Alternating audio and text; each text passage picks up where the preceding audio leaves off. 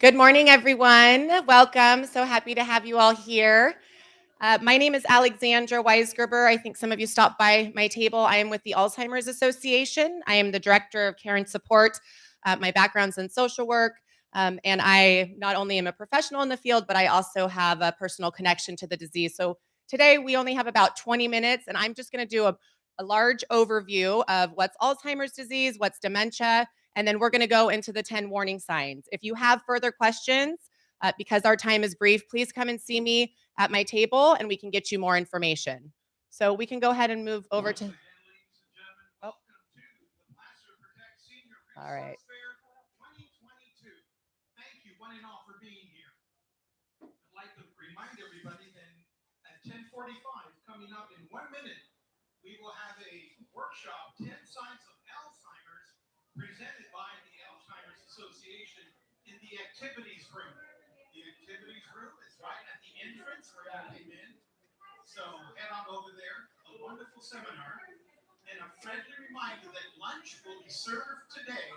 Compliments of the Salvation Army from 11 to 1 in the back. All right. Everybody get that? You're in the right spot. The raffle will take place at 12:45. Once again, the raffle will take place at 12:45. Must be present to win, or yours truly, Al Gonzalez, will take the gift. Thank you, one and all. All right, let's go ahead and get started. So if you want to hit next. Okay, so you're going to hear some videos. Hopefully the audio is okay. We can't hear. Is it too loud with the doors? So are we okay with closing the doors? Yes? Okay. I'm wondering if we need some air, we can prop that one. If the consensus is close the door, I'm okay with it. I want everyone to feel comfortable. Yes? Okay. I agree. All right, we've got some more folks come in. I've got some seats in the front if you'd like. Better? Yes. There's some seats in the front here, a couple in the middle.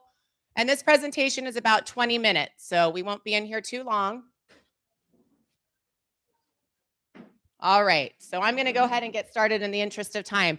So first, we're going to talk a little bit about Alzheimer's disease and dementia. So if you want to go ahead and click that video for me. Dementia is the umbrella term for an individual's changes in memory, thinking, or reasoning. There are many possible causes of dementia, and Alzheimer's is the most common cause. Other causes of dementia are vascular dementia, which is marked by changes in the blood flow and the blood vessels in the brain. Dementia with Lewy bodies, identified by specific brain changes throughout the brain that include the buildup of a protein known as alpha-synuclein. And frontal temporal dementia, which is marked by brain cell loss in the front sections of the brain or the frontal lobe.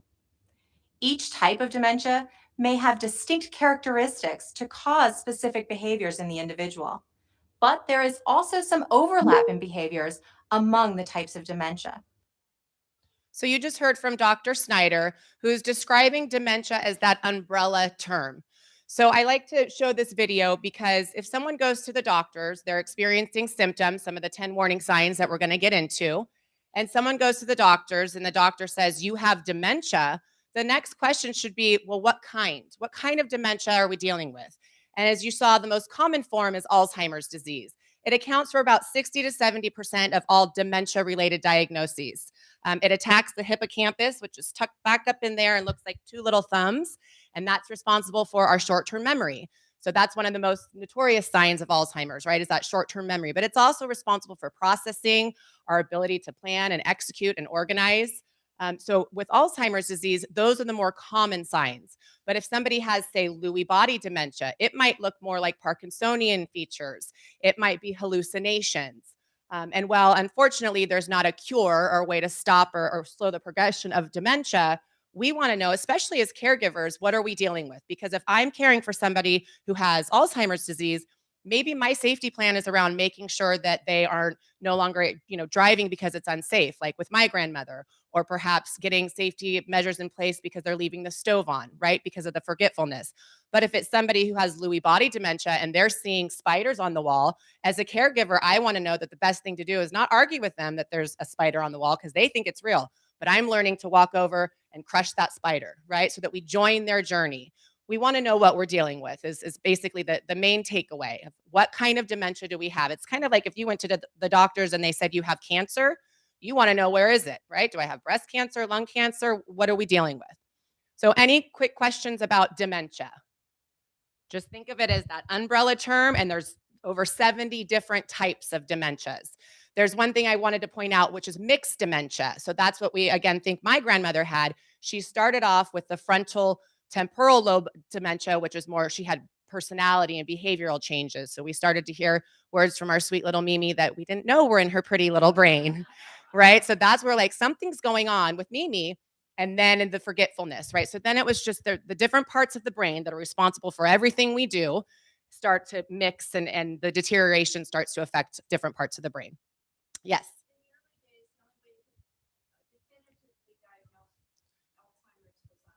Autopsy. Yes. So there are things that they can rule out. Oh, I'm sorry. The question was, in earlier days, it was the only way they could definitively say that it was Alzheimer's disease was by autopsy. There are a battery of tests now that they can get pretty close. I would say the closest is the PET scan. And we have information at our booth if you want more information about the testing. But that can get us pretty close before, obviously autopsy of just deciding or figuring out what is the diagnosis. But there is a lot of things that we're ruling out. And we're going to talk about why it's important to know the signs in just a moment. So let's quickly listen to what is Alzheimer's disease. More than 100 years ago, Dr. Alice Alzheimer's described specific changes in the brain, what we call the formation of plaques and tangles. Now, Alzheimer's is a progressive brain disease that's marked by these key changes and is thought to impact memory, thinking, and behavior. The brain has three main parts: the cerebrum, the cerebellum, and the brainstem. Each one plays a role in how the body functions. The cerebrum fills up most of your skull. It is part of the brain most involved in remembering, problem solving, thinking, and even feelings. There are about 100 billion nerve cells or neurons throughout the brain that transmit messages in order for us to create memories, feelings, and thoughts. Alzheimer's disease causes nerve cells to die, which leads to the brain tissue loss, or what we call shrinkage, and causes loss of function and communication between cells. These changes can cause the symptoms of Alzheimer's disease, such as memory loss, problems with thinking, planning, behavioral issues, and even at the end stages, problems with swallowing. So you saw the images of the healthy brain first, and then the one that was next to it. And it literally shows that the material in the brain is deteriorating. It's dying off. So when you are caring for somebody who has Alzheimer's disease, or you're living with it yourself, and you don't remember, what those keys are for, or the individual is repetitively asking, what are we doing today? What are we doing today? They don't have that ability to retrieve that information. They're not doing it on purpose to upset you. Okay, it's kind of like if somebody has a broken arm and you're telling them to throw a baseball. We want to just keep that in mind as caregivers in this journey. I'm going to skip this video here, but really it's important to know the signs. You're all here today to know what we're dealing with. Sometimes things can mimic dementia. Depression can cause confusion, inability to complete familiar tasks. Perhaps there's a new medication that's been introduced that can interfere with our cognition, any type of major life traumatic events. So we want to rule it out, because if it's something that can be treated, we don't want to just assume, oh, they're getting, we're getting older and this just comes with age. So we'll go ahead and move on to the 10 warning signs, please. So now we're going to talk about the 10 warning signs. And I will just, full disclosure, if you see one of these, if you see all of these and you notice them in yourselves, it does not mean you have dementia. It means maybe it's time to get something checked out. Let's go start with our primary care physician and see what's going on. So the first one, you can click on the number 1, memory loss that disrupts daily life, right? So here's some possible signs of dementia. So one of the most common signs is forgetting recently learned information, perhaps forgetting important dates or events, asking that same question over and over again, or relying on memory aids. So we use this as a strategy, the memory aids for my grandmother, and then she forgot, she kept feeding her dog, even though we said, feed the dog once a day, then the memory aid was no longer useful for her. So what's a typical age-related change? So sometimes forgetting names or appointments, but remembering them later. I joke, my in-laws are newly retired, and They think every day is a Saturday. So does that mean they have Alzheimer's or dementia? No, it's just, that's typical age-related changes. All right, let's move on to, oh, yes. Third one down, increasingly relying on memory aids. Yes. I use this calendar, and it really helps. Has nothing to do, I don't think, with forgetfulness. Yes. It's just a reminder. You are correct. Yeah, that's. If you use memory aids, does that mean you're... No, I think it would be increasingly using. So the question, just to recap, is that this gentleman uses his desk calendar to help him remember dates and appointments. That's your strategy, right? That's what you do. To go to that desk calendar to find out what you're doing today. This is more of, there's a desk calendar here and it says to come to the Placer Resource event, and I don't have any recollection of maybe putting it there or what that Placer Resource event is. So it's a little bit more than that, right? Or like the example I gave with my grandmother, we had the memory aids out, the sticky notes, and she wasn't sure, well, did I already feed the dog? So it's when they're not working as a strategy. We all have our smartphones and probably utilize those as well to keep us on track. So this does not necessarily, I said in the beginning, full disclosure, if there's something on here that you're utilizing or that you're seeing, that's just your strategy, right? That's how you get through your day. That exactly. If you forget to go to that desk calendar that you've been going to for every day, the past 6 years, there's where it lies. Yes, thank you. Okay, we can move on to the next sign. So number 2 is challenges in planning or solving problems. So this really has to do with our executive functioning. And if you think about all the steps it took to get you today and into this room, we just kind of go through the motions, but there's a lot of things that we had to do from getting in the car to getting dressed and maybe having breakfast, coffee, all of it that's our executive functioning, our ability to really plan and organize. So some possible signs are people may experience changes in their ability to develop and follow that plan with work or numbers. I had a woman who was 56, was in the early stages of the diagnosis, and she was a math teacher, second grade math teacher. Well, all of a sudden numbers and mathematics became difficult to her, right? That's not normal aging. Now, if you're someone like me who's horrible with math, then that wouldn't be a change in my normal day functioning. So that's the difference, right? It's she. Ladies and gentlemen, once again, a friendly reminder, we have fresh coffee. Somebody needs to get that DJ's microphone from him. Fresh bottles of water. Stay hydrated. And a friendly reminder that in 5 minutes at 11 o'clock, from 11 to 1, we'll be serving complimentary lunch. Courtesy All right. of the Salvation Army. Okay. It'll be in the back of the main room. All right. Just follow the calendar. Somebody tell him. Okay. So perhaps some signs are difficulty following a familiar recipe, keeping track of monthly bills. So this was something that we saw with my grandmother. She was very meticulous. Her SMUD bill would come in, she'd write the check, put in her ledger. We started to see the past due, red signs. This was out of her normal functioning. We knew something was going on. Difficulty concentrating and taking much longer to complete tasks. I think that's a big one too. Perhaps reading something over and over and not really grasping that material. But a typical age-related change is okay. That occasional error when managing household bills or finances, that happens to all of us. Okay, we'll go ahead to the next. I'm sorry. Yeah, I know. Doesn't mean it's helpful, but.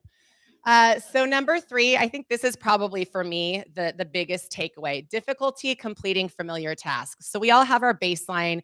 We are who we are and who we've been our whole lives, right? We know what we're capable of doing. We know how we go through our daily lives.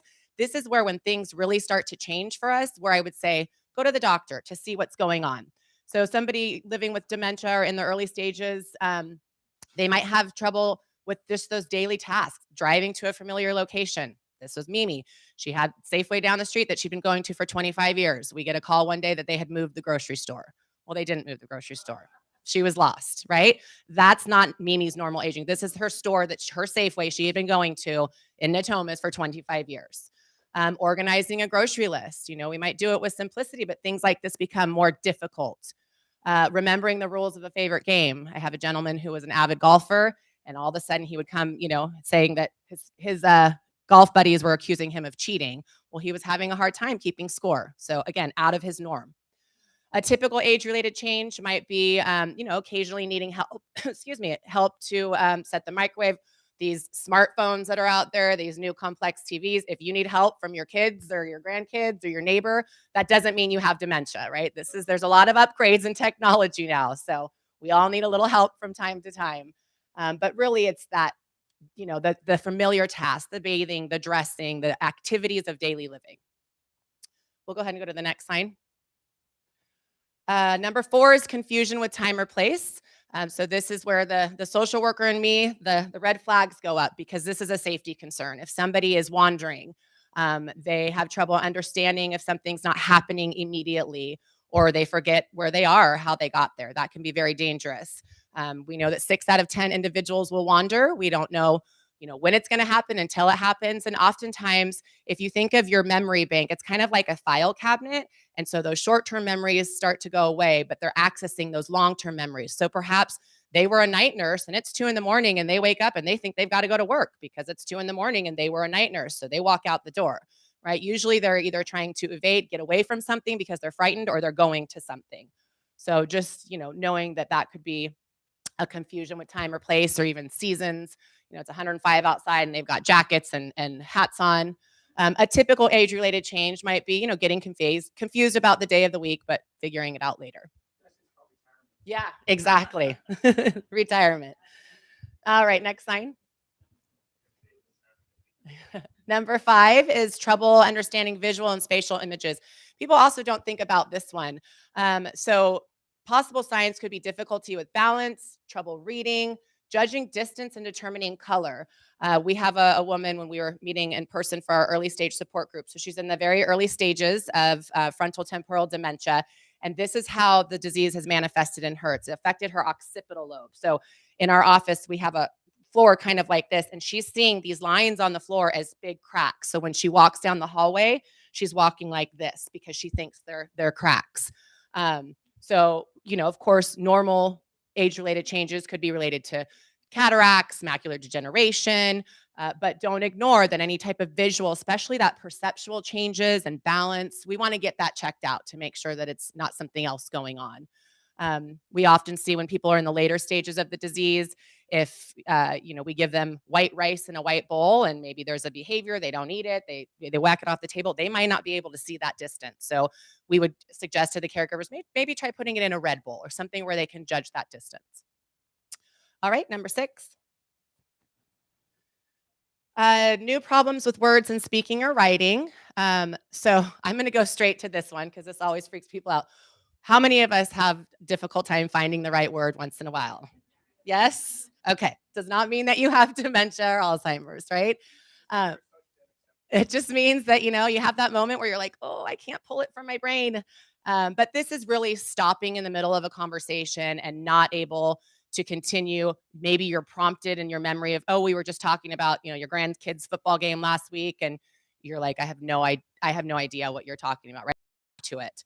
The constant repetition, repeating what they've said, struggling with vocabulary, or just having a hard time naming objects. My grandmother, towards the middle stages, would point a lot and say, can you get me that thing on top of that thing? Yes. Is dementia genetic is the question. Yes, there's definitely genetics involved.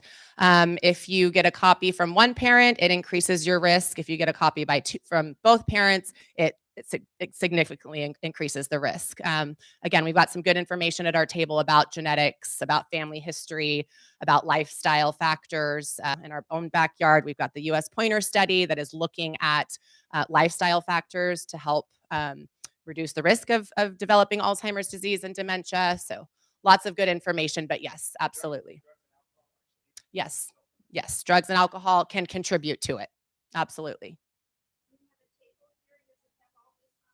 Yes, I have got a 10 warning signs brochure, and then I've got brochures on understanding Alzheimer's and dementia. This is just a very brief version of the many topics that we present. So if you got a group of folks that you think would benefit from these types of presentations, we do caregiver topics. So yeah, they just gave me about 20 minutes to talk about the 10 warning signs, but we could talk forever about this because there's so much information. And somebody came by my table earlier and said, why is it that people are being diagnosed, that it seems like there's more people with Alzheimer's disease? And it's because we're living longer, right? And people are actually getting diagnosis. Before it was, oh, it's old age, it's hardening of the arteries, it's senility, but now we're actually clinically diagnosing it. Okay, let's move on to number 7. Misplacing things and losing the ability to retrace steps. Okay, how many of us have forgotten where we put our keys, our sunglasses? Again, that doesn't mean that we have dementia. This is really losing that ability to go back and retrace those steps. So maybe you went into the garage because that's where you keep your bottled water, and you go out there and you're like, why was I here? And then you go back into the house. Normal aging would go, I'm thirsty. I went out. Somebody who went out to get water might come in the house and just completely forget that they had urge. So it's that type of forgetting.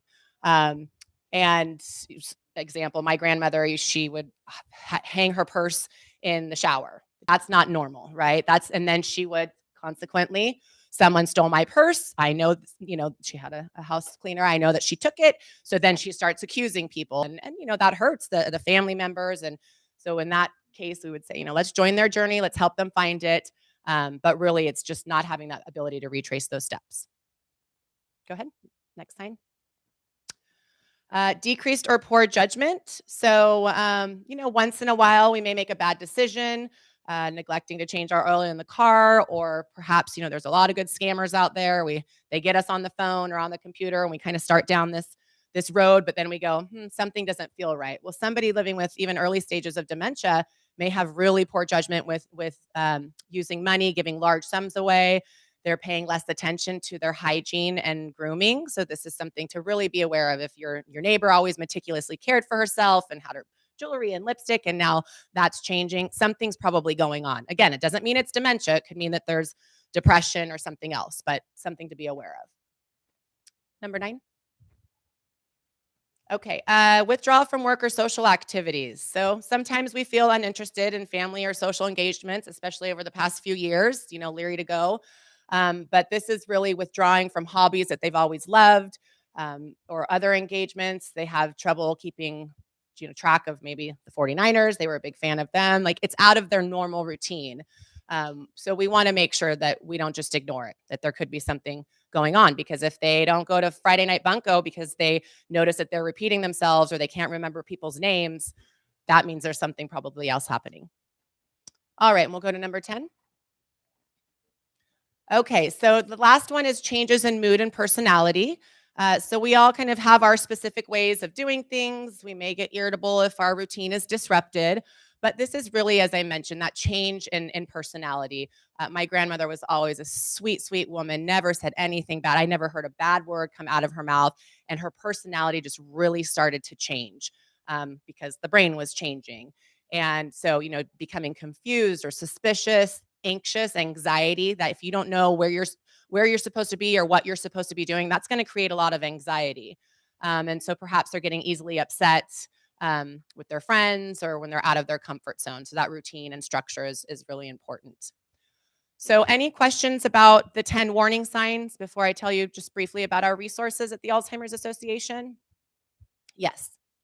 I have 2 friends that give nonsensical answers to questions, but I don't think it's Alzheimer's. I think it's their hard of hearing, Okay.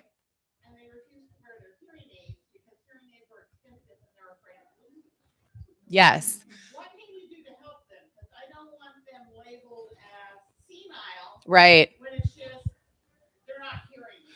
Yeah. So the question, that's a very good point. If somebody can't hear you and they don't have their hearing aids in, is it that they're just not getting the information correctly? And so then they're answering the question incorrectly or something that doesn't make sense. As far as helping them with their hearing aids, I mean, you could maybe obviously encourage them. I don't know if they're losing them, if that's the issue or what, but if you think there's something else going on, if they have their hearing aids in and they're still giving these types of information, then I would say they would need to go to a doctor. As far as encouraging somebody to wear their hearing aids, anybody have any suggestions about that? It's probably a little out of my scope.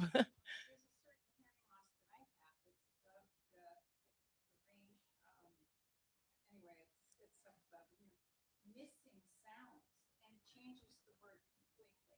So I have to, if something doesn't make sense to me, I have to ask the person what they said to verify the word, because it could be something totally different from what I heard, because missing certain sounds. Got it. So the woman up front was saying that if the words, if they can't hear right, then the words may sound like different words, basically is what you're saying. So the information is different, changes the meaning. Yeah. Okay, we'll take another question and then I'm going to wrap us up because I think we've got somebody else coming in here. Depending on how nonsensical, because there could be some aphasia going on or something else going on. Sure. Yeah. I would have to know kind of the context of what it is. And that's the great thing. And I'll just kind of launch right into the Alzheimer's Association resources. We're a nonprofit organization, so our services are free.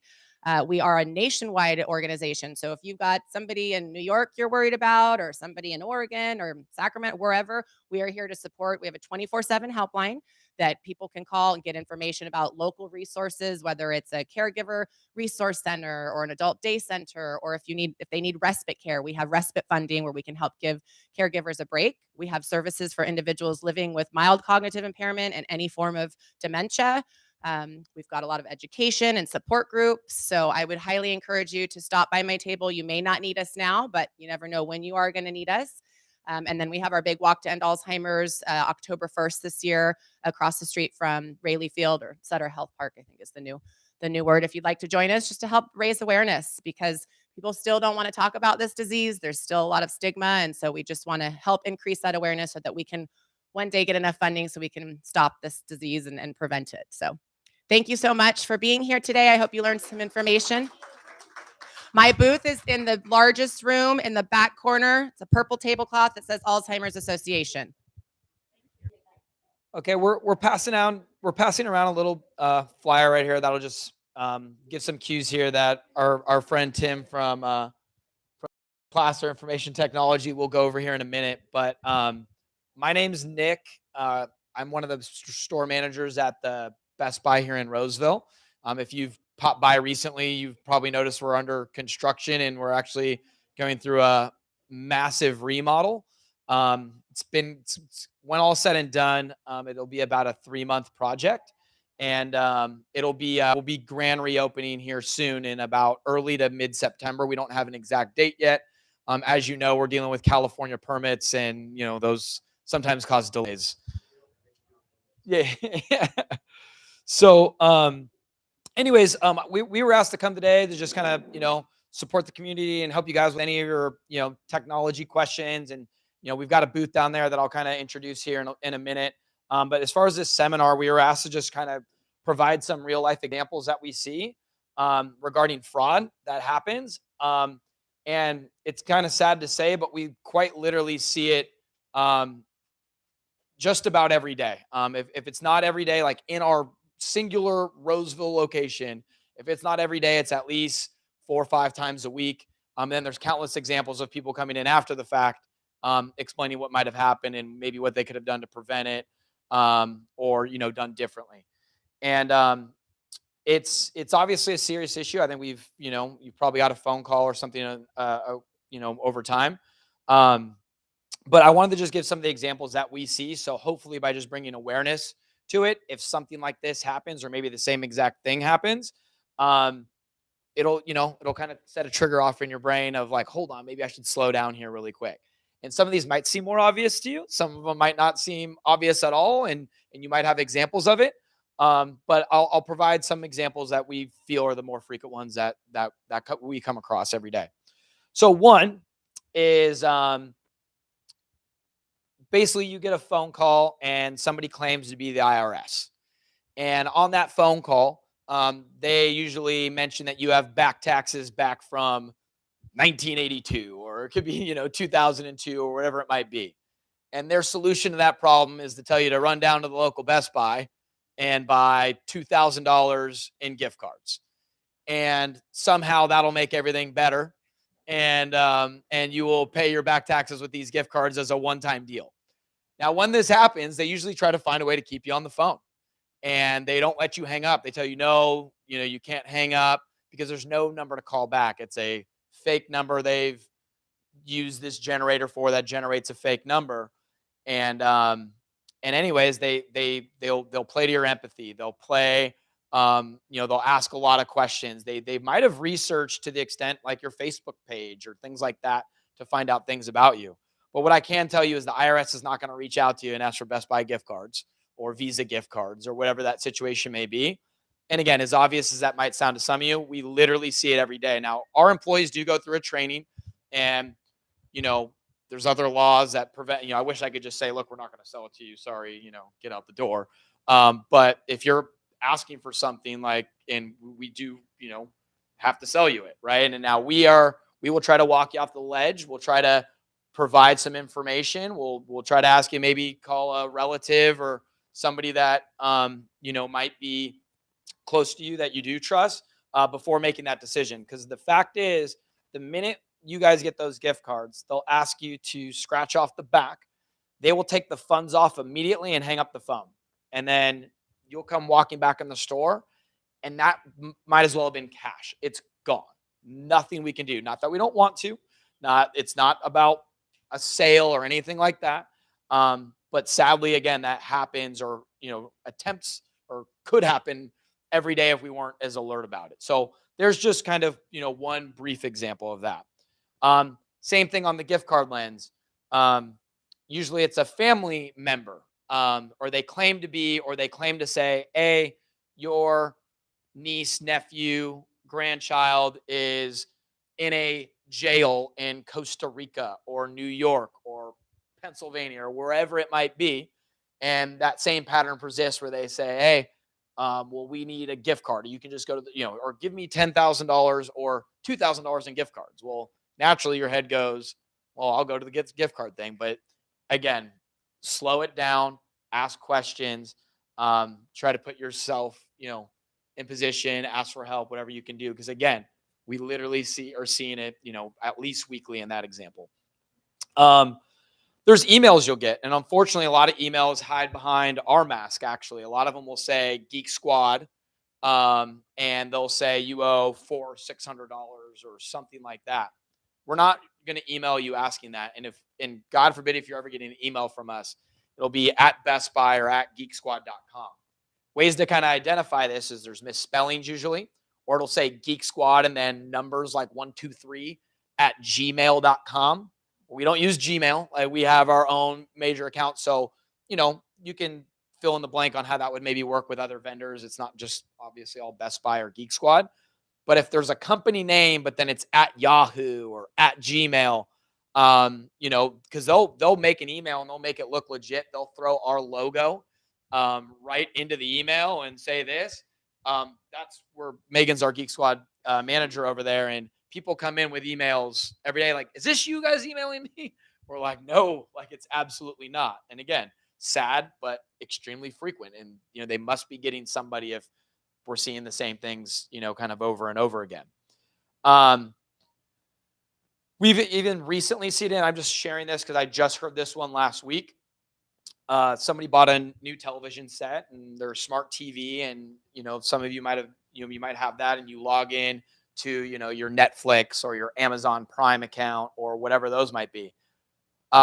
These hackers evidently found a way to get into this one smart TV that, you know, and when they went to put in their Amazon Prime app, something populated on the screen that asked for information and or call this number. And it was complete and utter fraud, to be honest. That's a new one. So I don't necessarily have a ton of examples of that. But the point is that these are always evolving. There's countless examples of where this is. And if you're not comfortable putting your information in something, you shouldn't, and just slow it down. Nothing should probably be that urgent.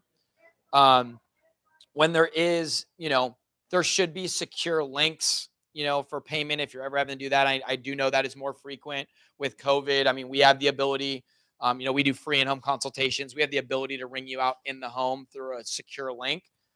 Just make sure you're asking those right questions. Couple other things I'm just going to hit, and then I'm going to, you know, pass it off to Tim here.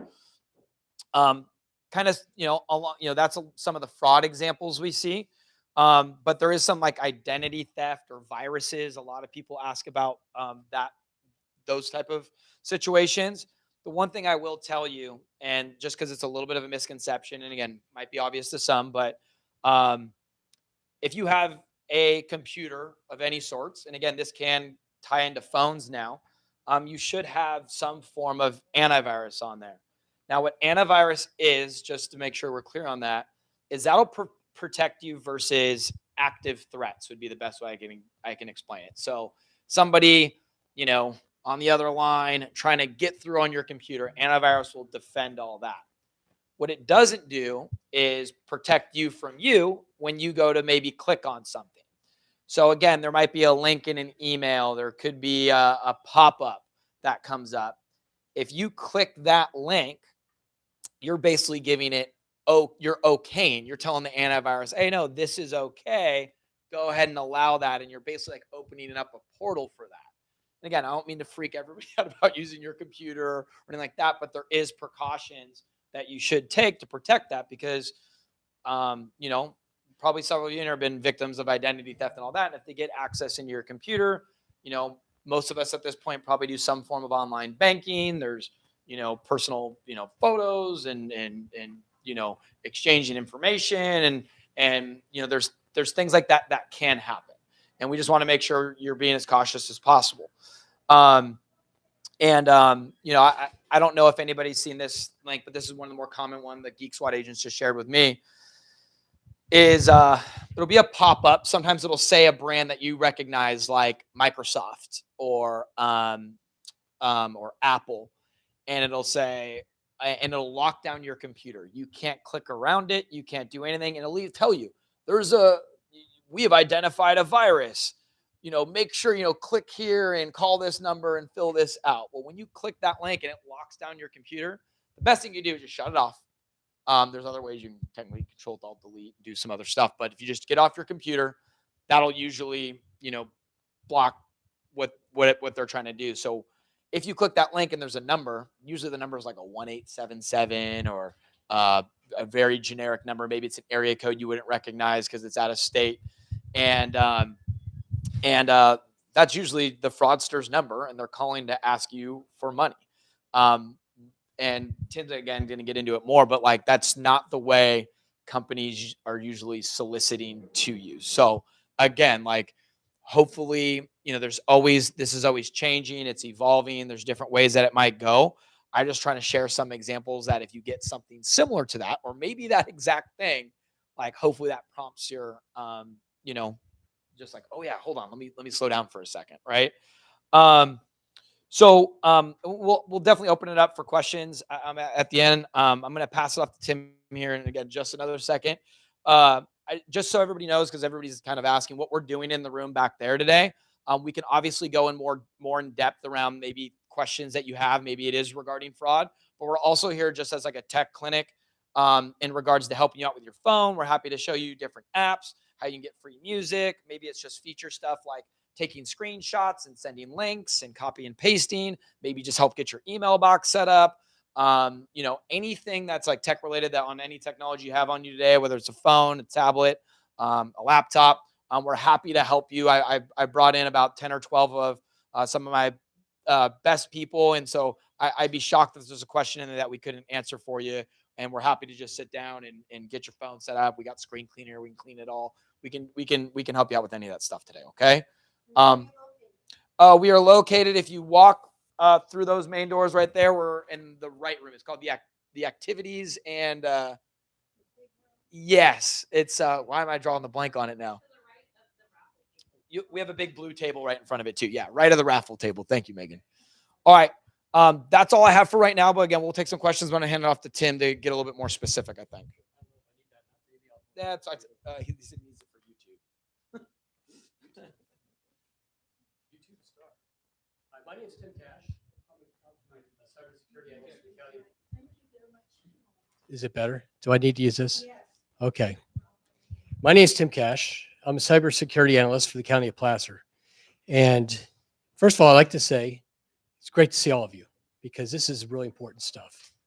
There's nothing more passionate about than not allowing elder abuse in email, not allowing this digital crime to take place, to ruin your life, to help hurt other people. You can't imagine how much damage it does, right? How many people here think you're safe with your computer? Raise your hand. That's kind of telling, isn't it? How many people in here use email? How many people use email? Okay. How many people don't have one of these? Raise your hand and we'll get you one. All right. One of the things that we do at the county is we protect the county constituents, or actually the county staff, from bad email. We find that email is the number one way to infect your computer. It is the one way that comes in with anything and people receive it. Now, we have filters at the county that protect our machines from getting bad email. It scans them, it filters them, it blocks them, but you don't have that. You get email from everyone, right? Everyone, everywhere. So we recommend a couple things that you keep an eye on when you get an email, because you get hundreds of them that are bad. You probably get 3 or 4 legitimate emails a day from people you know, things you want. Everything else in your box is garbage. Maybe it's in your junk, maybe it's in your other folder, whatever, however you're set up, but you get them. This sheet right here is a really good indication of what you should look for. They give you all the fields of an email and the types of things that frauders or bad actors or scammers use in order to get you to respond. And this is what you can do to identify whether you have a good email or bad email.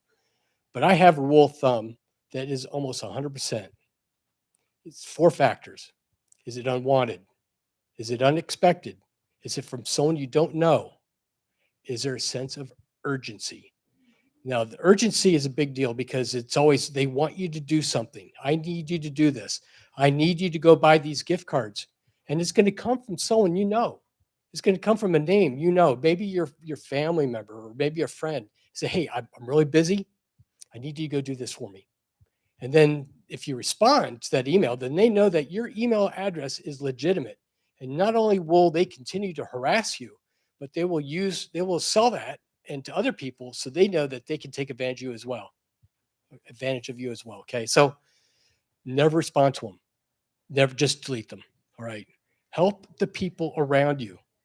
Not everybody in this room. There are hundreds of thousands of people that are being taken advantage of every day. We have an opportunity in this room to share this knowledge with others so that they know that if it's unwanted, unexpected, sense of urgency from someone you don't know, delete it. All right. If it's from someone you know, look at it. Never respond to an email directly because you're responding to the hacker. As Nick said, it's going to come from some strange address. And you say, I don't recognize this address from this.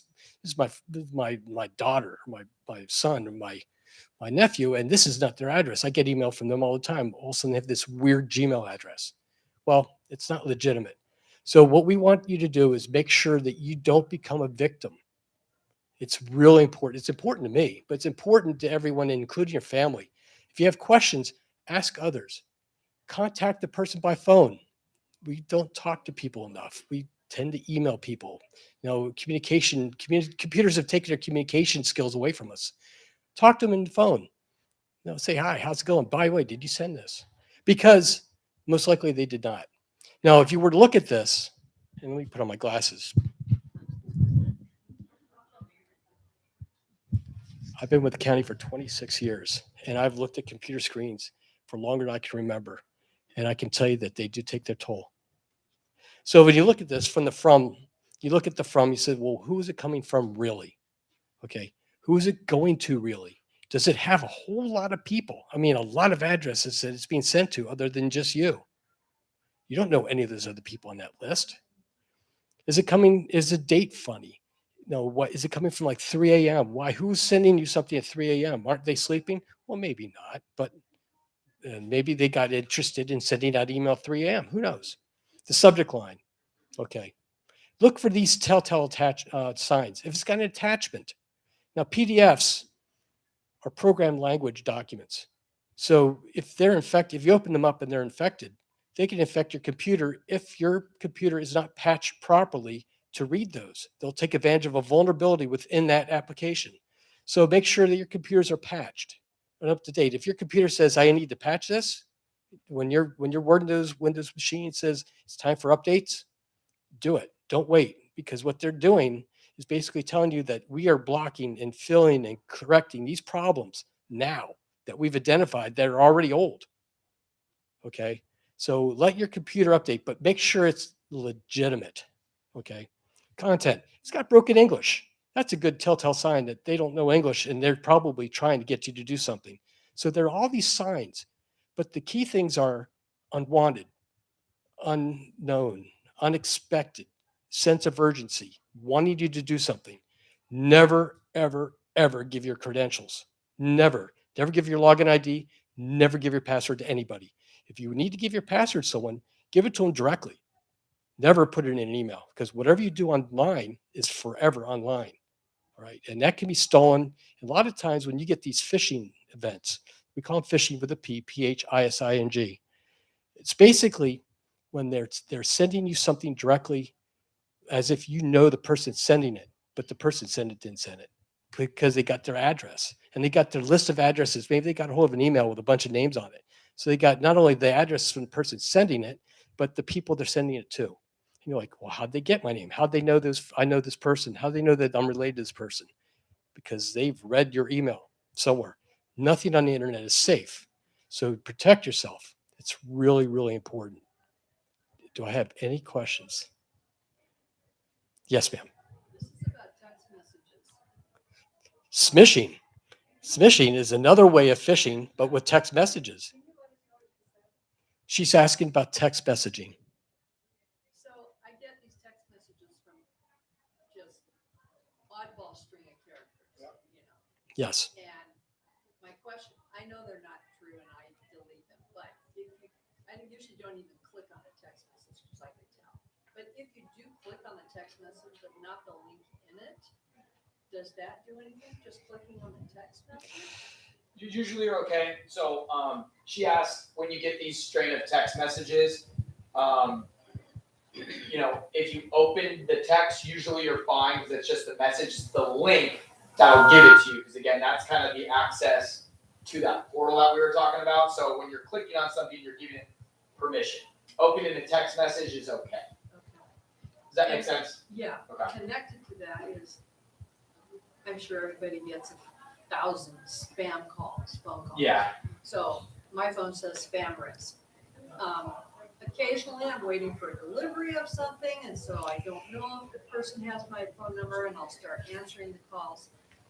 But if you answer the call, are you then No. in a database somewhere? Because I usually just don't answer and I delete the call.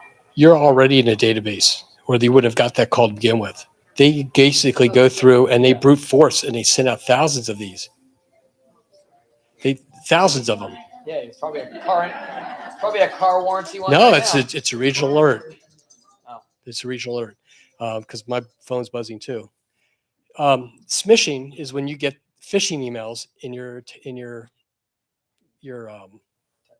text messaging. If you want smishing, smishing in your text messaging. So when you get spam in your text messages, just delete them. If you get a text message from someone you don't know, delete it. It's the same with email. Unwanted, unexpected, sense of urgency, wants you to do something. Just delete them because they're all out. Nothing's free. Nothing's easy. They want you to do it because they want to take something from you. And what their goal is get into your bank accounts if they can get that far. That wasn't a spam. Spam phone calls, Answering the call won't necessarily do No. anything. No. So I mean, there might be a pattern that they see you answered it instead of deleting it, I but thought you're maybe already in the confirm system. To them that I'm the person, and so they'll keep trying. No, it's unfortunate. There is a website, ca.gov, that you can register your number. Yeah, it does. It helps a little bit, but it doesn't help nearly as good as it used to, for sure. yes, ma'am. You talked about antivirus software. You can't get that kind of software to detect those emails coming in, or Oh, that's a good question. Yeah. So how do we block, how does our antivirus take care of the type of emails that are problematic? It's not going to block the emails per se, but I'll let Rebel speak to it here. Come up here. I guess that's easy. Your antivirus can protect you from getting a virus inside your computer, like a software acting maliciously.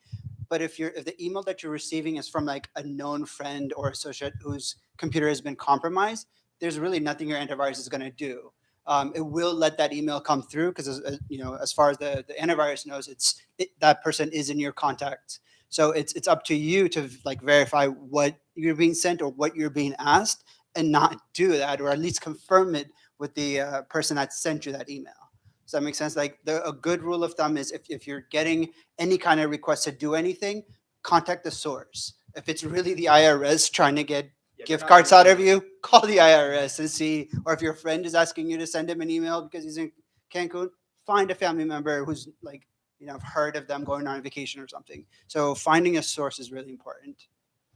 Question? What if you send an email, like I have a group that I send an email to, and they say that when they receive it, it says it's compromised, and I have virus protection, that doesn't protect that outgoing email?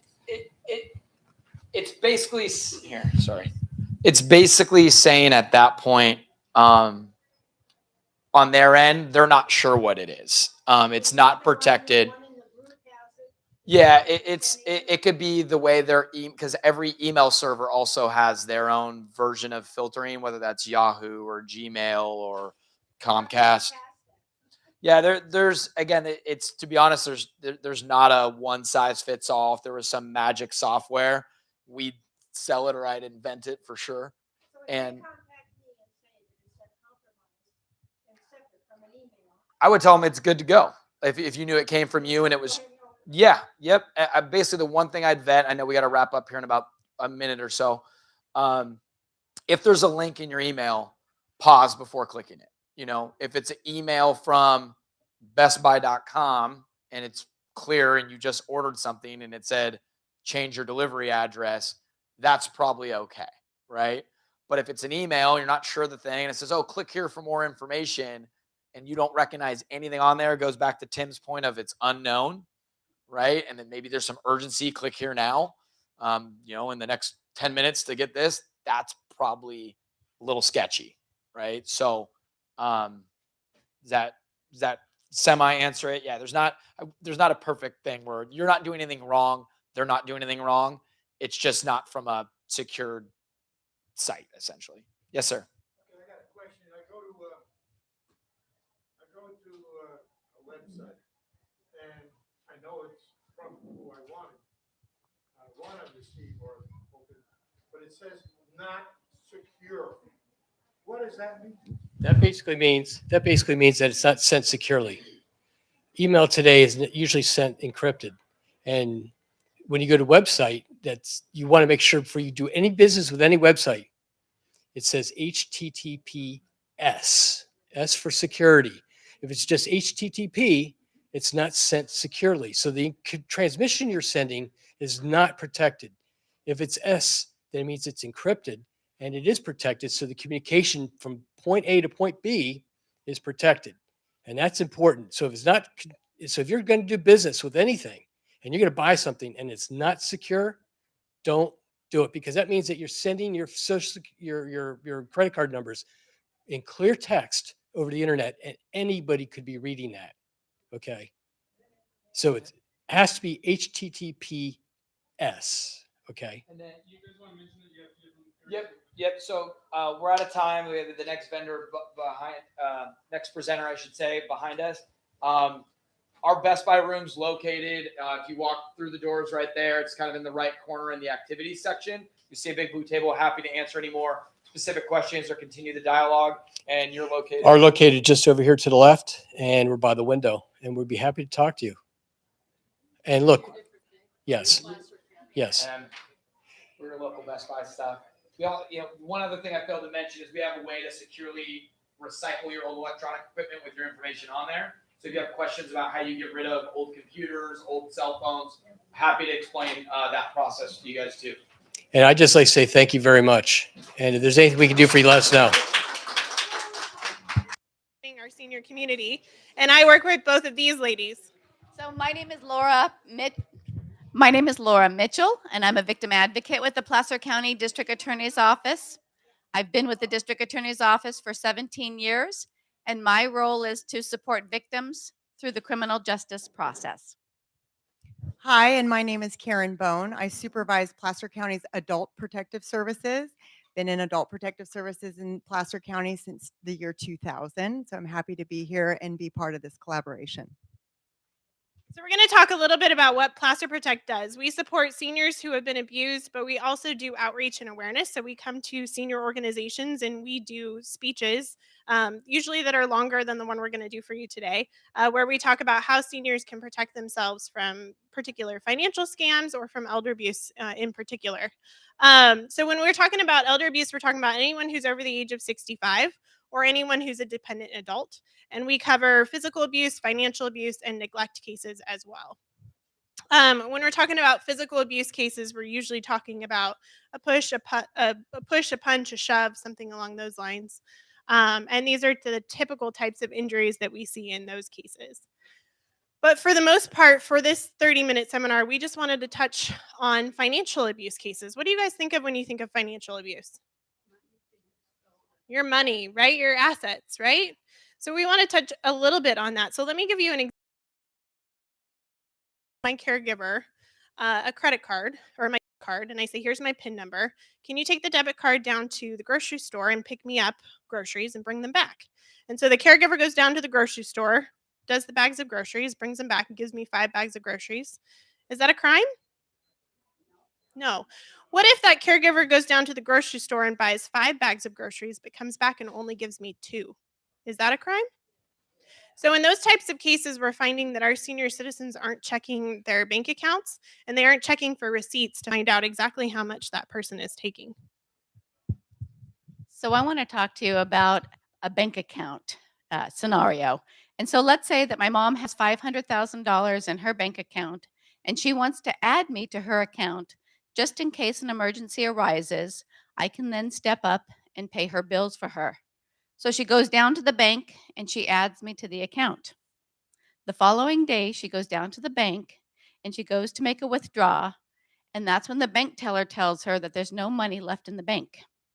Is this a crime? No. So when you add someone to your bank account, your money becomes our money. And I have just as much right to access it as you do. And so please do not add your children to your bank account. There are other mechanisms that you can use, like a power of attorney that we're going to touch on in a little while. Maybe open a separate bank account with just a designated amount of money so that if an emergency arises, they can access the money. Make sure that it's not linked to your main account. But please do not put your children on your bank accounts. Okay, we've all been through the pandemic. It's been pretty lonely. We've all turned to the internet for some socialization, meeting people on dating apps on Facebook. And so you've been befriended and you are enjoying a nice internet relationship with someone. Is that a crime? No.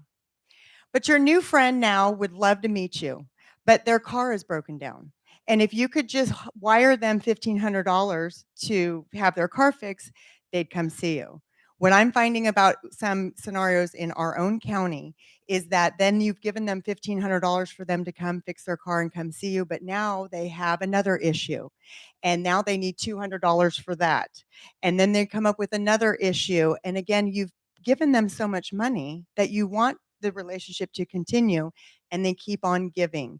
They're usually asking quickly for a poor me story. I would really want to be your friend. I love you. There's no one in your life but me, and I care so much. And they're quickly asking you for money. And it's usually by wire, by gift cards, and those kinds of things. Those are big red flags when you're doing socializing on the internet. So I want to touch a little bit on some of the theft cases that we see. Ladies, if I am your house cleaner and I come into your house and I am looking for your checkbook, where am I going to look? Desk drawer or your purse, right? And your purse is usually right by the front door or the back door, right? Gentlemen, where am I going to look for your checkbook? A desk drawer, right? And what I'm going to do is I'm going to go find that checkbook, and then I'm going to take the checks from the bottom of the checkbook, and I'm going to take that lovely carbon copy with your signature, and I'm going to take that, and then I'm going to write myself checks and cash them before you even realize that those checks are missing. So when you're talking about debit cards, credit cards, checkbooks, things like that, put them somewhere someone couldn't find them. Put your purse in a closet. Put them not in the desk drawer. What about your medications? If I want to steal your medications, where am I going to look? Right on your table, right in your bathroom, or right in your medicine cabinet, right? And we're seeing a lot with the younger generation. They're taking pills like hydrocodone and stealing those and selling them on the black market. So be very careful where you put your personal identifying or personal items that are important to you. Is everyone familiar with the power of attorney? A few of you. Okay, so there's two main powers of attorneys. There's a general power of attorney, which means the moment I sign that document, I give Laura the ability to make decisions for me. It doesn't mean I lose my own ability to make decisions, but it means Laura can help me and make decisions for me as well. There's a second power of attorney called a springing power of attorney. And it says when I sign the springing power of attorney, Laura can only make decisions for me when a doctor deems me incapable of making my own decisions. And if a power of attorney is written very well, it will say that Laura has to make decisions in my best interest. So if she accesses my bank account and takes $35,000 and goes and buys herself a brand new car, we can prosecute her for not abiding by that power of attorney. So whatever documents you sign, make sure that you understand exactly what it says. And we have Legal Services of Northern California who is here, who provides services for seniors to talk about what their legal documents should look like. So let's talk about identity theft. Identity theft is a very popular crime, and I'll give you a couple of examples. So the first example is somebody gets a hold of your credit card and they go out and they make unauthorized charges, right? As soon as they're at that cash register and they're inserting that card, they have to pretend to be you. And so that is one form of identity theft. So this is someone who, I forgot to do the definitions, pretends to be you for some kind of financial gain. The second form is when someone uses your personal identifying information to obtain credit. And so these are people that are using your name, your phone number, your birth date, your social security number, and they're going out and opening new credit unbeknownst to you in your name, racking up that debt, and then not paying the card. These are also people that are going out and renting homes and not paying rent, or getting utilities in your name and not paying the bill. And so how would you all know that someone had done that? How would you know that someone went out and opened a credit card in your name if you didn't do it? Check your credit report. How many of you have run your credit in the last 6 months? So a decent handful of you. It's important that you run your credit and you make sure that there's not unauthorized cards out there that you did not apply for. How are these bad guys getting your information? Well, they're going through your trash. They are stealing your mail, whether that's from a regular traditional mailbox that has the red flag that comes up, or they are prying open those locked mailboxes. And so that is how they're getting your information. Ladies, for those of you who go shopping, put your purse in the cart and then get distracted. There are people that are in the stores that are looking for you to get distracted, and then they're going and stealing your wallet, running out and racking up that credit card debt. So what can you do to prevent this? You can run your credit, of course, shred all documents that have all of your information on it, and buy locked mailboxes. And ladies, for those of you that like to go shopping, wear a body purse that will keep that purse on you and all of your personal belongings on you, so that when you're distracted looking at items that are at the store, no one's going to steal your wallet. Next, we are going to talk about in-person scams, and I like to do an example for this. And so let's say I am Laura Mitchell from Mitchell Painting, and I'm cruising through Sun City, and I see the Joneses out in front of their house. I roll up, I roll my window down, I say, Mr. and Mrs. Jones, it looks like your house can use a coat of paint. Can I give you a quote? And Mrs. Jones goes to her husband, you know, we were just talking about getting the house painted this year. Yes, Miss Mitchell, you can come give us a quote. So I go check out the property. I go to my van, I write a quote. I go, it was really nice meeting you, Mr. and Mrs. Jones. Here's your quote.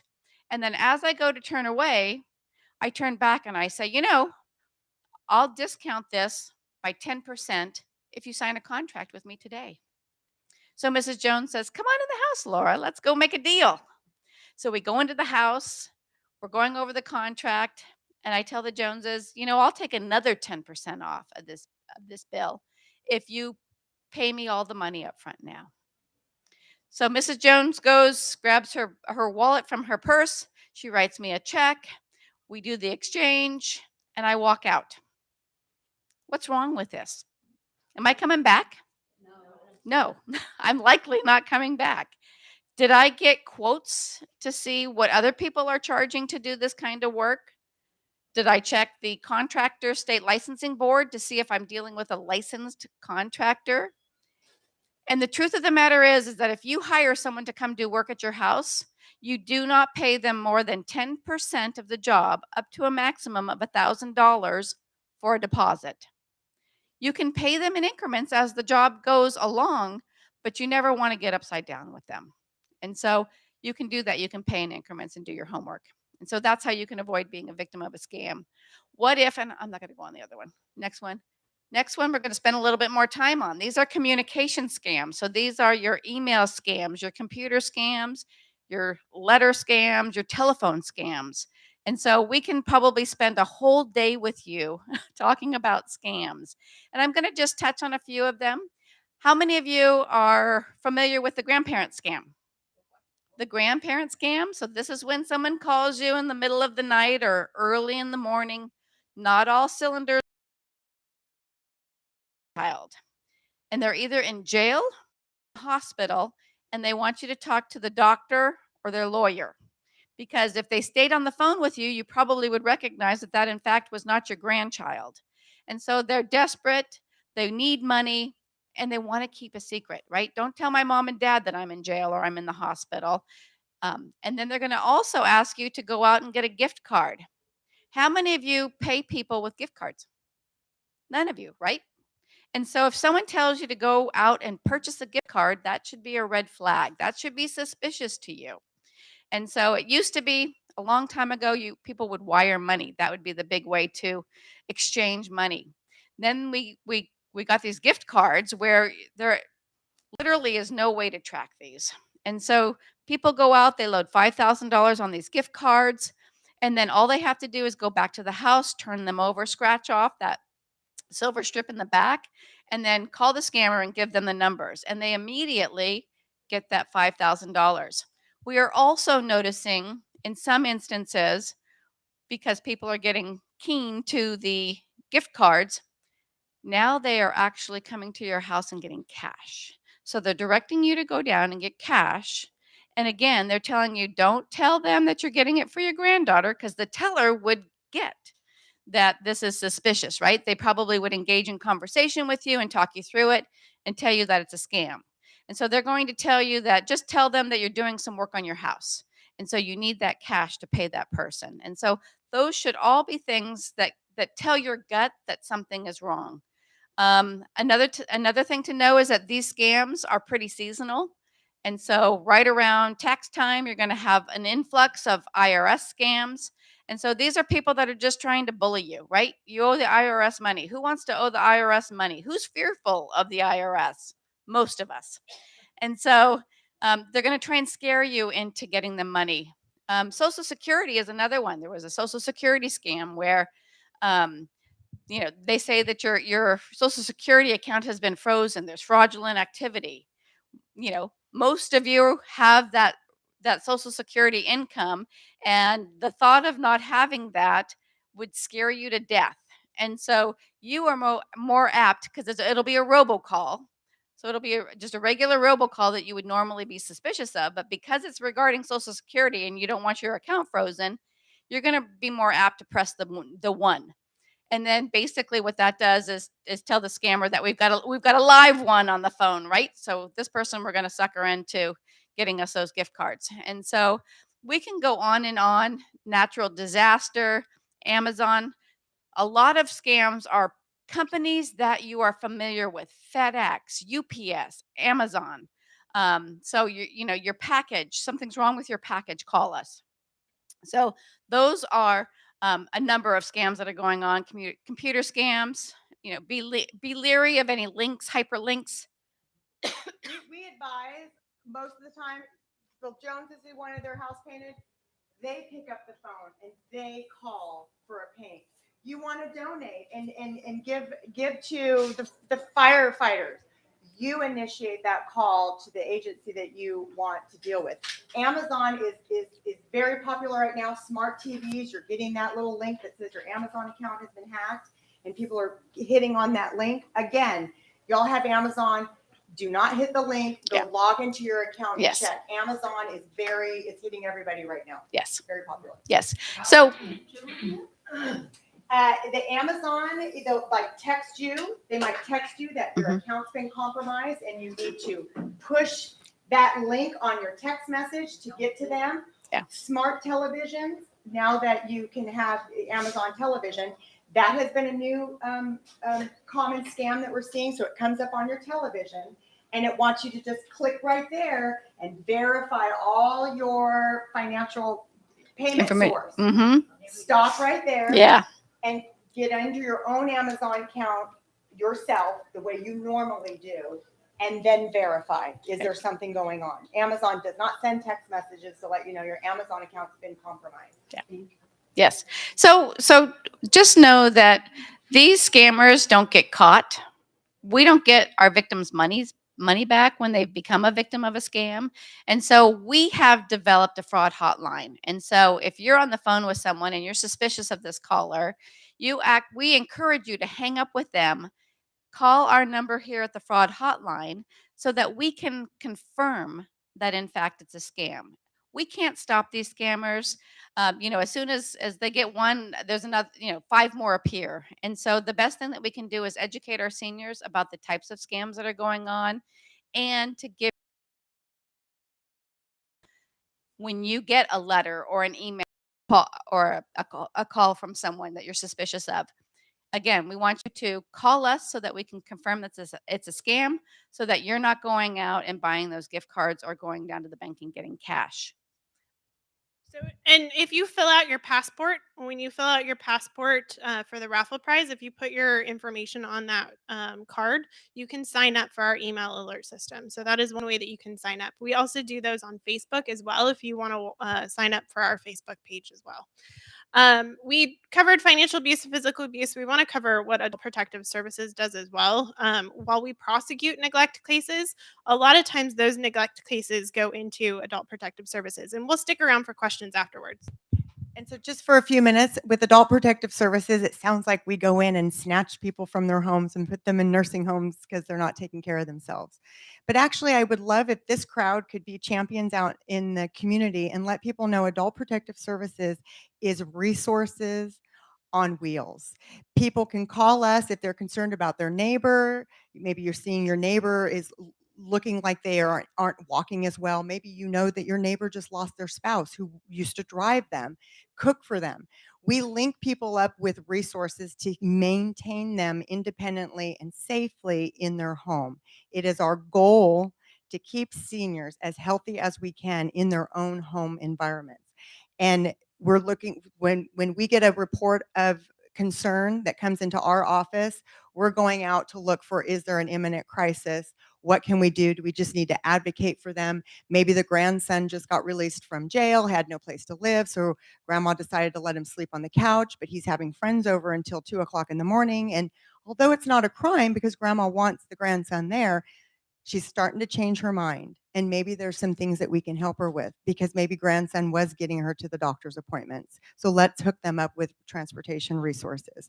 Or maybe with the spouse that has passed away and they need more socialization. So we are linking people up with whatever resource that they might need. Oftentimes we are called on persons who have dementia out in the community, and there's concerns about how they're functioning and if they're safe, and we respond to that and work with doctors' offices and try and get them the care and help that they need. You might be the one and only person out there. If you're here, I think your chances of becoming a victim of anything that we've just talked about has just reduced dramatically.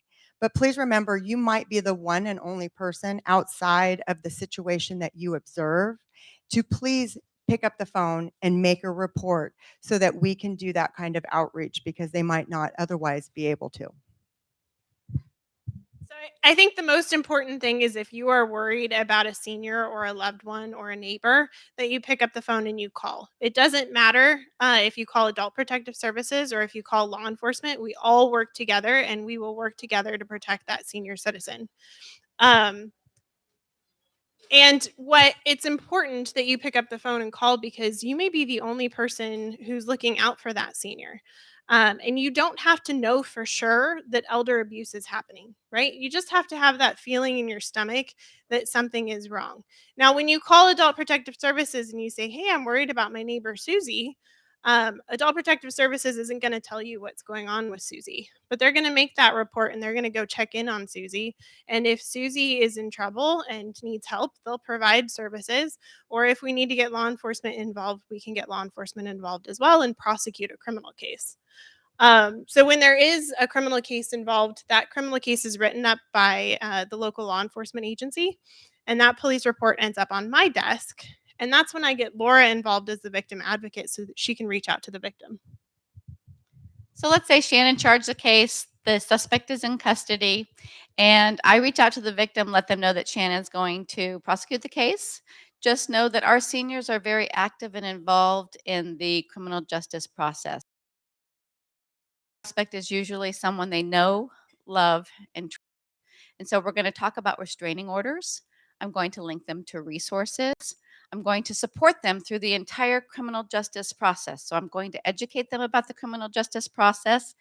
If they have to come and testify, I will support them in court. I will provide transportation if they need transportation. I will always make sure that their voice is heard throughout the criminal proceedings. If they've suffered losses, I'm going to talk to them about restitution and help them gather whatever documents that they need to collect restitution or to get a restitution order. And then I'm going to urge them to come to court for the sentencing and make a victim impact statement. And so just know that if you are a victim of a crime, you will always have the support of an advocate. So lastly, I just want to let everyone know that we do presentations in the field. So if you have a group or a community that you would like us to come and talk to, we typically talk for 45 minutes or an hour about all of the scams and elder abuse cases that we see. You can sign up in the back or you can talk to one of us three and we'll make sure that you have the right contact information. But I think we're out of time at this point. The next presentation is going to be by Placer Independent Resource Services. They're going to talk about healthy living and assistive technology.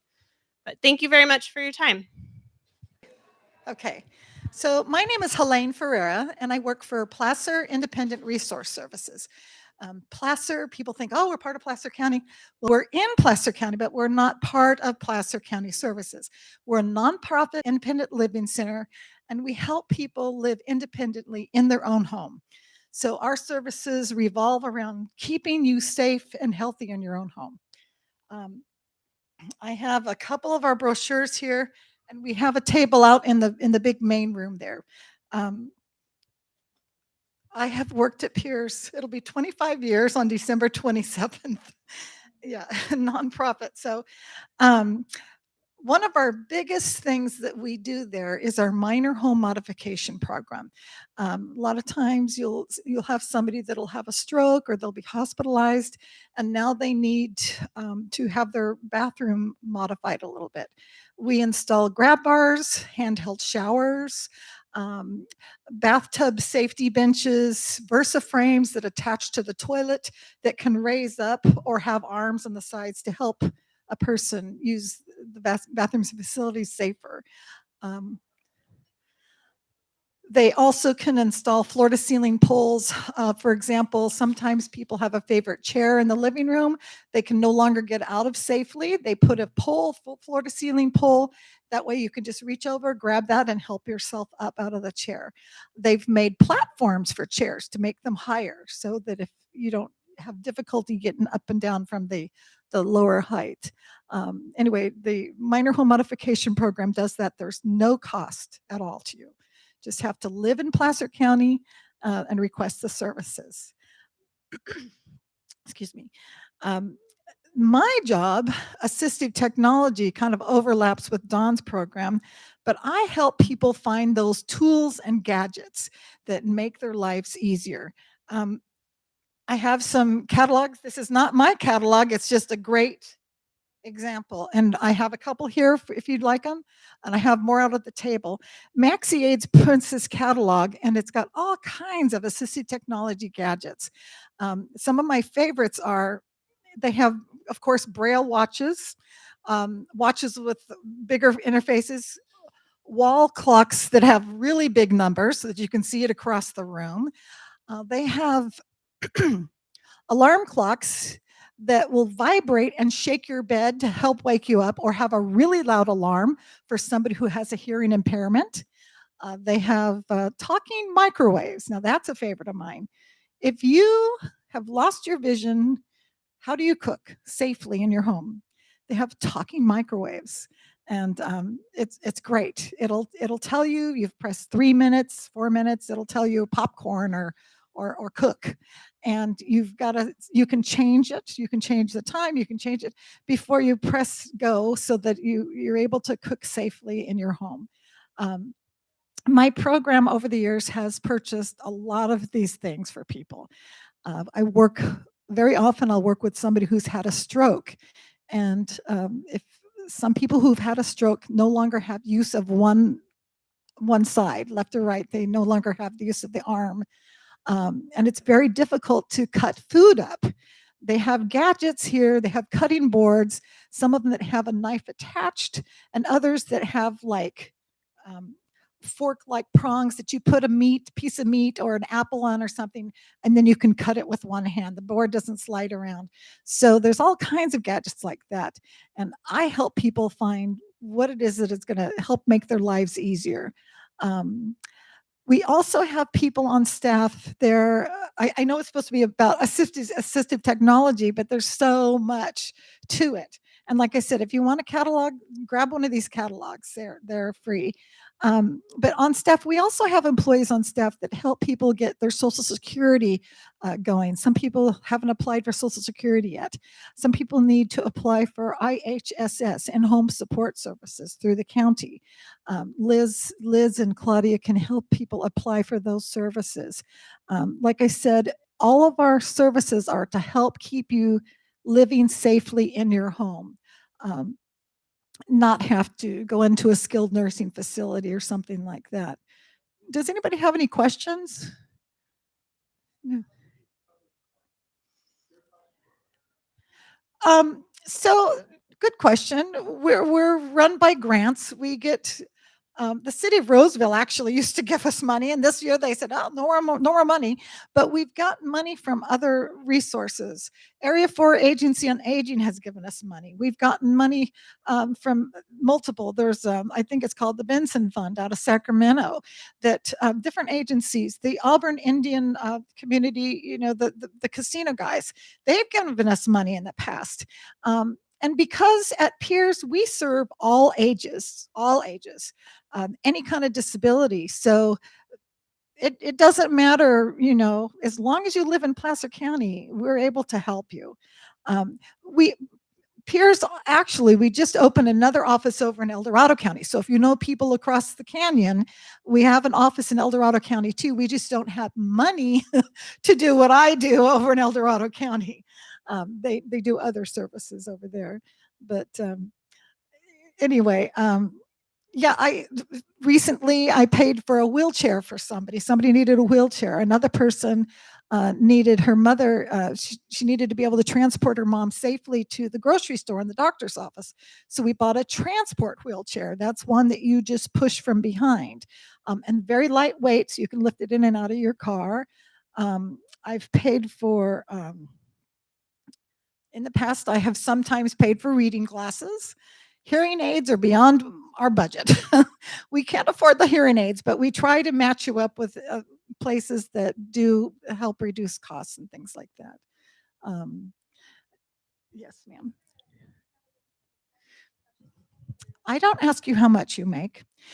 On our intake form, it asks you, what is your source of income? So is your source Social Security? Is it retirement? We just ask what your source is, mainly because we have to show the government that we help everybody. We don't discriminate. And at the end of the day, very often when Dawn puts in those grab bars and does a lot of that work, sometimes people have the means to donate back into our system. And that's wonderful. If they're able to gift us back, that's wonderful. But we do not ask for payment for any of our services. So we do. There's one other thing that we do have. Tim Cooper runs a personal attendant registry. That is not free. You would have to pay for your attendant, but the registry part of it's free. So if somebody, say somebody doesn't qualify for IHSS because they make a little bit too much money, and they can't afford one of the big agencies. Some of those agencies charge $30 to $60 an hour, I'm told. So he has a personal attendant registry. The people on the registry will set their own hours and wages. I'll work, this is what, and when I'll work, this is how much money I need to be paid. And by and far, there's people that will work for IHSS wages, what is it, $15 an hour. $20 an hour is not uncommon, which is about half what agencies will charge. So if you're in that niche and you can't afford the other and you don't qualify for IHSS, call Tim Cooper on our staff. Tim Cooper is one of our founders. Piers has been around for close to 30 years now, and he's a quadriplegic. He uses a power wheelchair himself, but he runs that program. Don Wixon, that runs our minor home modification program, is paraplegic.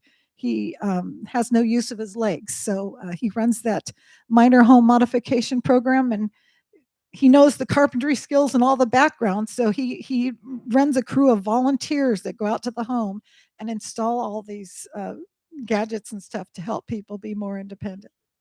What, you've used us, have you? That's wonderful. Yeah. Yeah. And through COVID, sadly, we kind of had to put things on hold because we weren't sending the volunteers out. We had to be safe with them.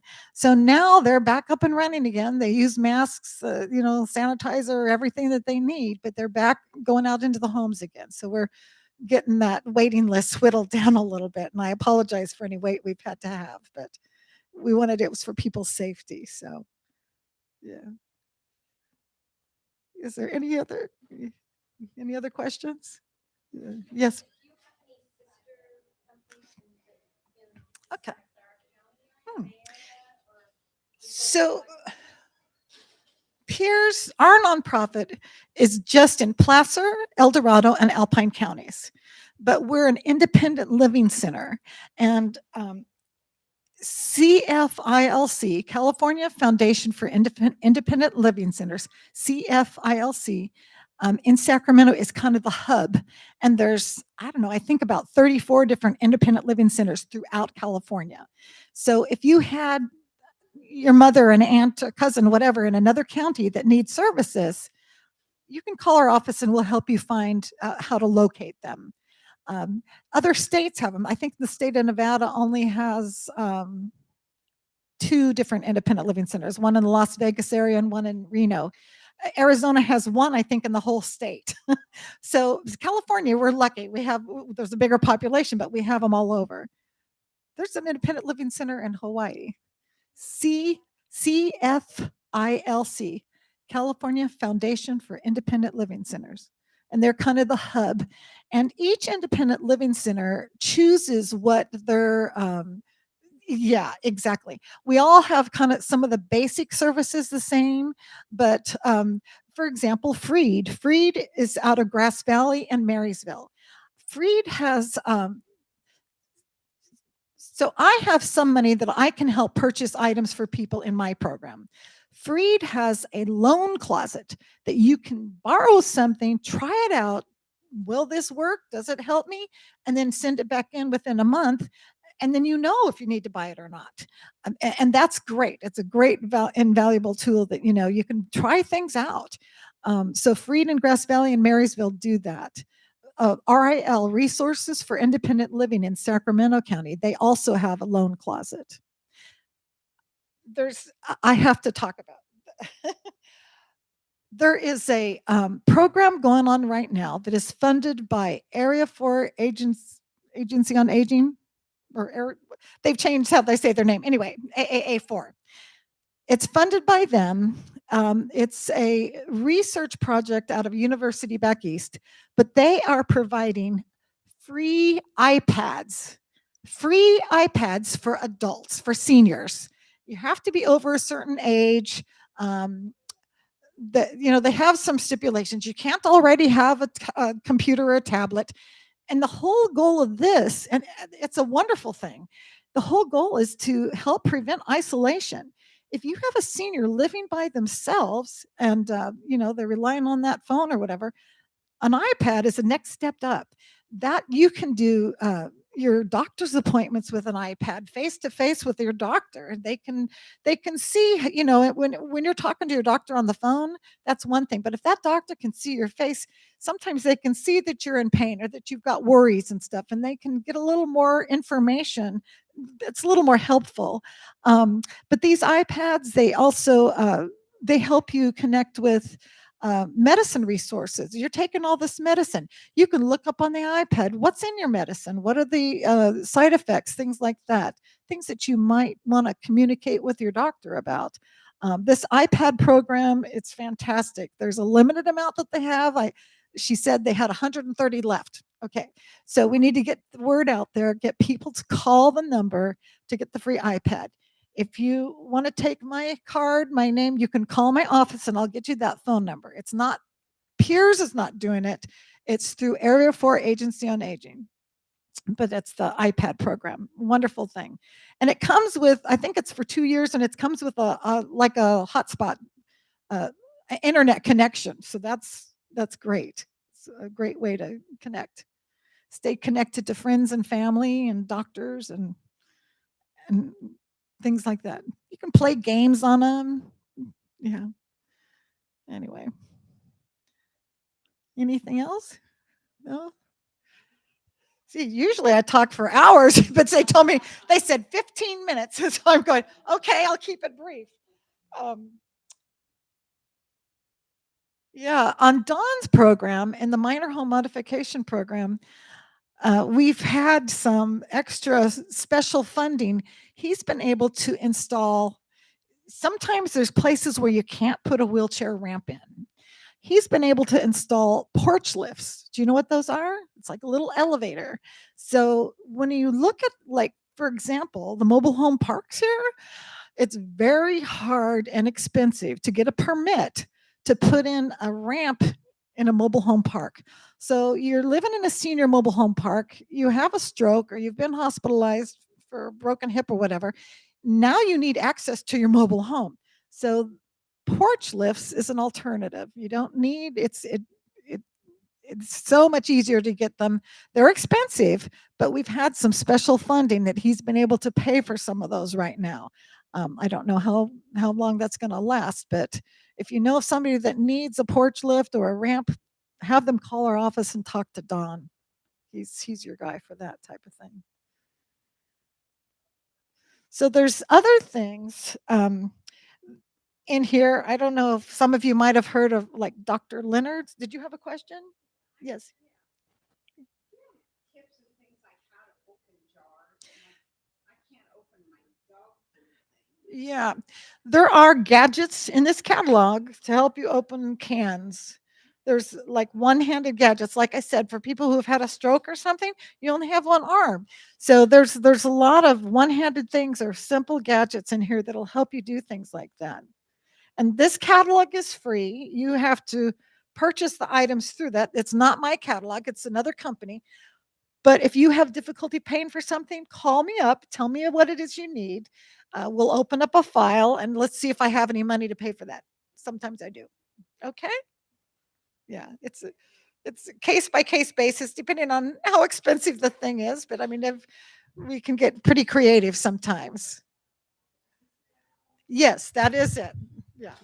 Yeah. But it can be from anywhere. I mean, I had, I recently had a woman who, she had developed Parkinson's kind of rapidly, and she was in an awful lot of pain. They sent her home with a hospital bed.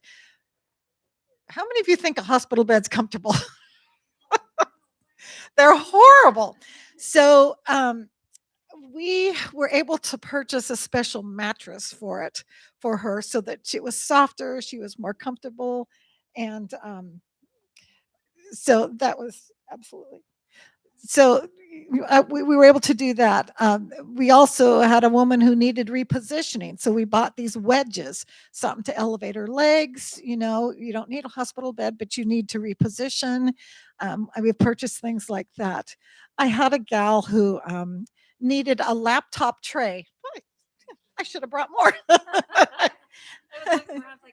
There's more at the table out there, or you can call me and I'll mail you one. Yeah, yeah, it's all right.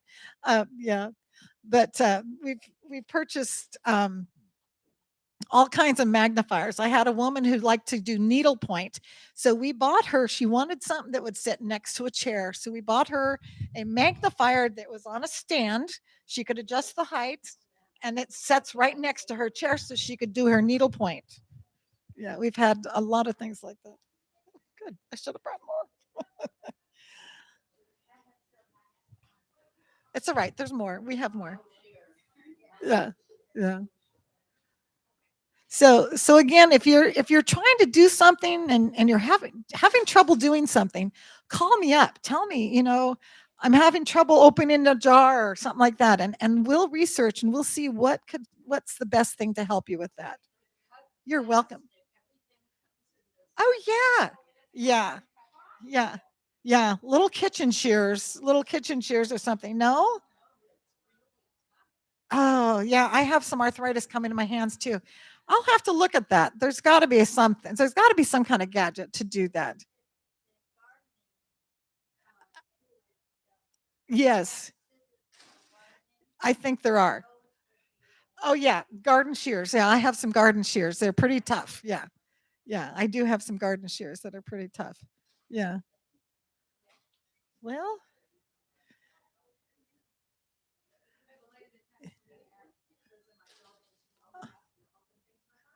yes. Oh, yeah. Oh, yeah. Yeah.